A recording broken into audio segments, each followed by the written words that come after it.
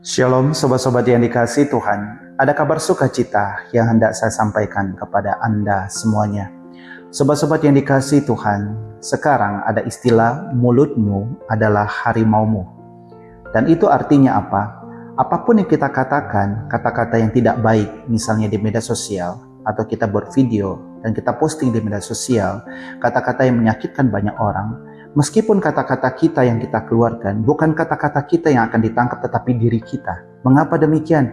Karena apa yang kita katakan itu menunjukkan diri kita yang sebenarnya. Karena kata-kata itu menyatu dengan diri kita. Dan itu juga sama dengan istilah yang mengatakan, sekarang jarimu adalah harimaumu. Jadi apa yang kita ketik di media sosial, itu dan kita posting di media sosial, dan itu misalnya menyakitkan banyak orang, bukan hasil ketikan kita yang akan ditangkap, tetapi diri kita yang ditangkap. Karena apa? Apa yang kita ketik itu menunjukkan diri kita sendiri. Itu artinya baik kata-kata kita maupun apa yang kita ketikkan itu sudah menyatu dan itu menunjukkan diri kita yang sebenarnya. Dan apa yang saya lakukan juga pada saat ini, mewatakan kabar sukacita dengan banyak orang, kepada banyak orang, kata-kata yang saya keluarkan berarti saya melahirkan kata-kata dan itu menunjukkan diri saya yang sebenarnya. Karena kata-kata saya itu bersatu dengan diri saya. Sobat-sobat yang dikasihi Tuhan, dan inilah yang ingin digambarkan oleh Yohanes Rasul tentang Yesus. Yesus adalah firman yang keluar dari mulut Allah. Dan kita tahu bahwa firman itu bersatu dengan diri Allah, karena apa yang Allah keluarkan, yaitu firman, itu menunjukkan Allah yang sebenarnya. Dan firman itu juga, itu adalah kata-kata Allah yang keluar dari mulut Allah. Dalam bahasa teologi disebut sebagai Allah yang melahirkan. Firman itu dilahirkan, bukan diciptakan, karena dia keluar dari mulut Allah. Sobat-sobat yang dikasihi Tuhan, dan kita tahu bahwa Allah ketika menciptakan dunia, Allah menciptakan dengan firman.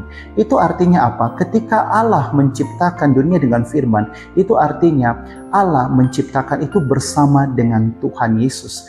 Karena apa? Karena firman itu keluar, lahir dari diri Allah. Firman itu dilahirkan dan menghasilkan segala sesuatu alam semesta yang luar biasa ini. Karena Allah dengan firman itu adalah satu. Karena firman pada awalnya sudah bersatu dengan diri Allah. Sobat-sobat yang dikasihi Tuhan, dan ketika Allah menciptakan dunia dengan firman, itu berarti Tuhan Yesus juga bersama-sama dengan Allah menciptakan dunia. Tetapi sayangnya dunia yang diciptakan itu ketika firman itu mengambil daging, supaya kelihatan Allah yang kelihatan dan tinggal dengan manusia. Sayangnya firman yang menjadi manusia itu tidak dikenali oleh dunia yang diciptakan. Dan itu kelihatan dari mana? Ketika Bunda Maria membungkus bayi Allah yang mau menjadi manusia itu, firman yang menjadi manusia, dan ditaruh di atas palungan.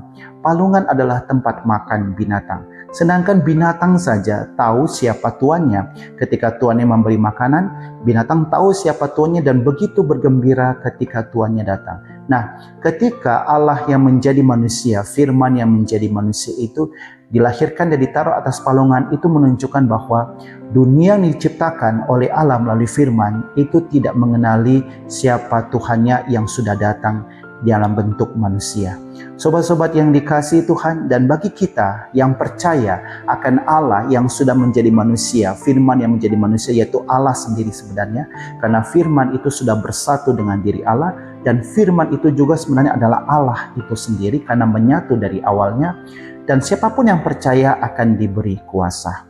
Sobat-sobat yang dikasihi Tuhan, Allah tidak lagi berfirman melalui para nabi. Allah juga tidak berfirman melalui dua loh batu, yang kita tahu bahwa ketika Allah memberikan perintah kepada Musa, Allah memberikan dua loh batu, yaitu firman Allah.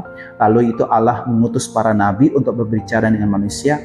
Allah tidak lagi berfirman melalui para nabi, tetapi Allah berfirman melalui putranya, yaitu firman yang keluar dari mulut Allah, yaitu Allah melahirkan firman. Firman itu dilahirkan dan menjadi manusia, dan firman inilah yang berbicara, yang sudah menjadi manusia, berbicara dengan bahasa manusia dan mengantar manusia kepada Yerusalem surgawi, yaitu tanah Kanaan yang baru, yaitu Yerusalem surgawi. Dan kita tahu bahwa firman yang menjadi manusia yaitu Yesus Kristus itu memberikan kepada kita hukum cinta kasih. Oleh karena itu kita mendapat tuntunan dari Tuhan Yesus untuk bergerak menuju pada Yerusalem surgawi. Tugas kita adalah pilihan.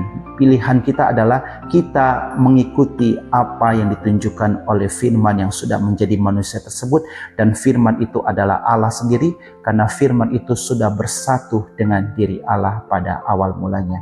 Sobat-sobat yang dikasihi Tuhan, hidup adalah pilihan. Kita mau ikut atau tidak adalah pilihan kehendak bebas kita, tetapi karena kita percaya pada Tuhan Yesus, sudah seharusnya kita mengikuti firman tersebut. Mintalah Roh Kudus, supaya Roh Kudus yang menuntun, membimbing kita, memandu kita, agar setia tetap mengikuti tuntunan bimbingan arah dari firman Allah yang menjadi manusia itu, yaitu Yesus Kristus dalam hukum cinta kasih. Shalom, Tuhan memberkati Anda semuanya.